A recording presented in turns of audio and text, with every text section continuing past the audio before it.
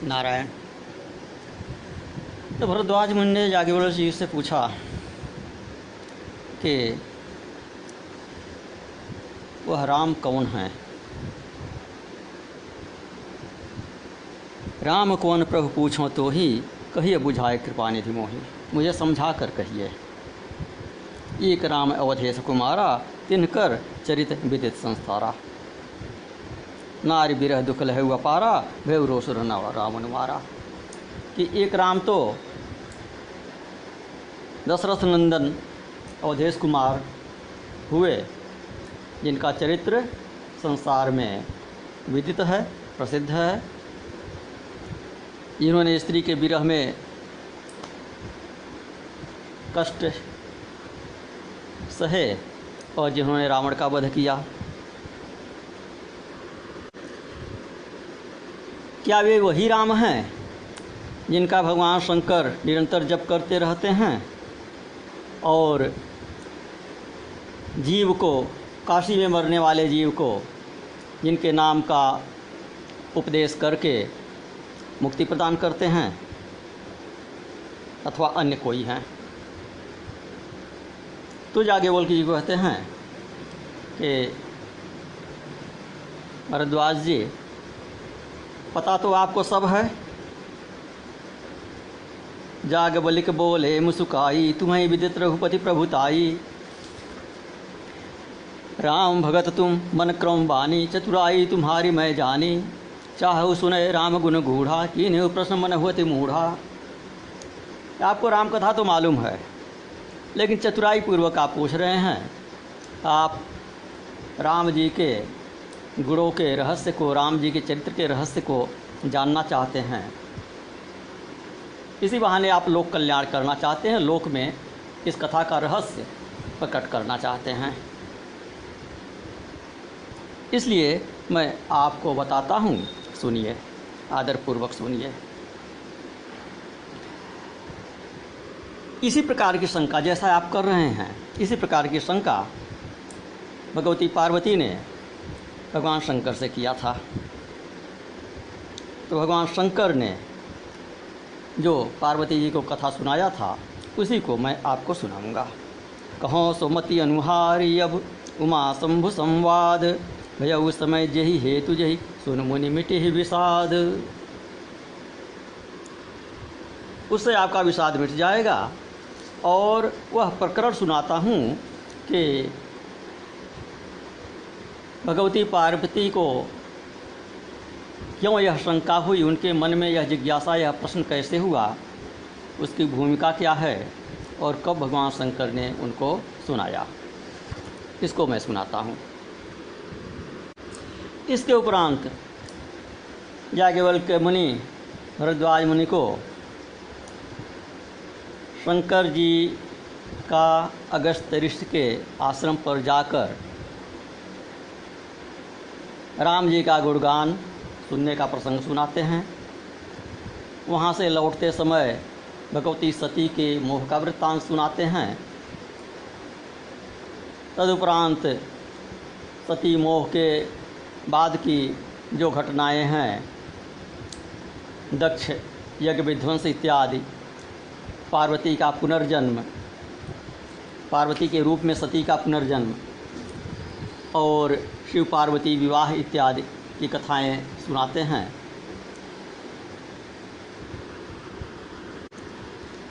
तदुपरांत पार्वती जन्म में भगवती पार्वती शंकर जी से जो प्रश्न करती हैं उसे सुनाते हैं और शिव जी जो उसका समाधान प्रस्तुत करते हैं, राम जी की कथा भगवती पार्वती को सुनाते हैं, उसे याज्ञवल्क्य मुनि भरद्वाज मुनि को सुनाते हैं।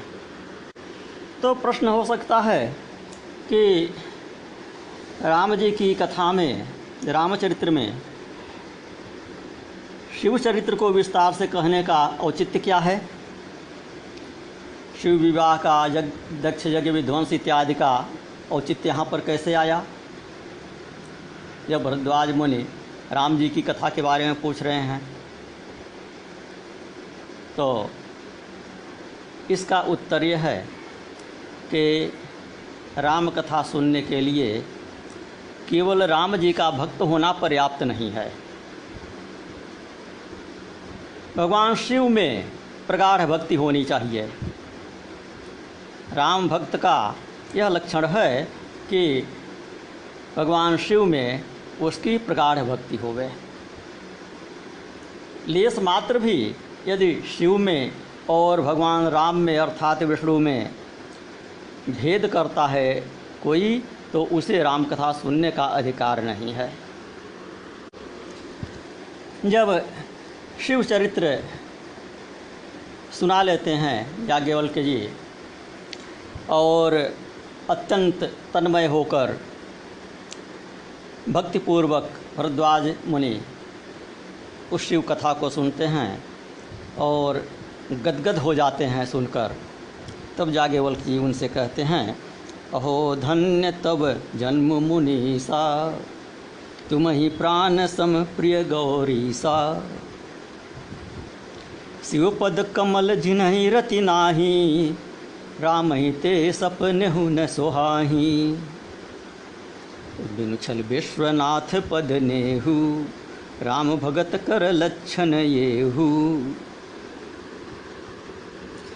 शिव सम को रघुपति व्रत धारी, बिनु अघ तजी सती हसी नारी।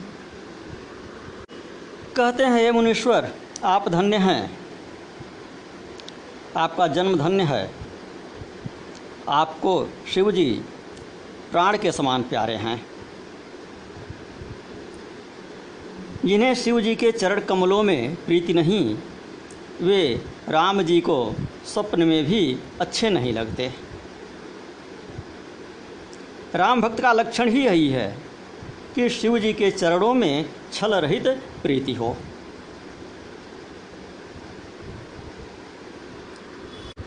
और वह प्रीति मैंने देख लिया कि आपके मन में है। शंभुचरित सुनि सरस सुहावा, भरद्वाज मुनि अति सुख पावा। बहुलालसा कथा पर बाढ़ी, नैनन नीरु रोमावली ठाढ़ी। भगवान शिव के रसयुक्त और सुहावने चरित्र को सुनकर भरद्वाज जी को अत्यंत प्रसन्नता हुई और राम जी की कथा के प्रति उनकी लालसा और अधिक बढ़ गई। देखिए, राम जी की कथा के लिए भगवान शिव जी जब इतने उतावले रहते हैं, स्वयं चल कर गए अगस्त ऋषि के पास राम जी का चरित्र सुनने के लिए। काकभूषुंडी ये कथा कर रहे थे सुमेरु पर्वत पर, तो वहाँ पर हंस का रूप धारण करके शंकर जी राम कथा का श्रवण किए। तो वह कथा जिसके लिए भगवान शंकर इतने उतावले रहते हैं, वह कैसी अद्भुत कथा होगी, कैसा अद्भुत महात्म्य होगा, उसके प्रति भरद्वाज ऋषि की उत्कंठा जिज्ञासा और अधिक बढ़ गई। तो तात्पर्य यह है यहाँ पर कि राम भक्तों के आदर्श शिव जी हैं। जिस भक्त को शिव जी प्रिय नहीं हैं, वह अपने आदर्श से गिर गया, उसे भक्ति हो ही नहीं सकती। इसलिए आदर्श भ्रष्ट पुरुष राम जी को प्रिय नहीं हो सकता। राम ही ते सपने हुन सुहाही।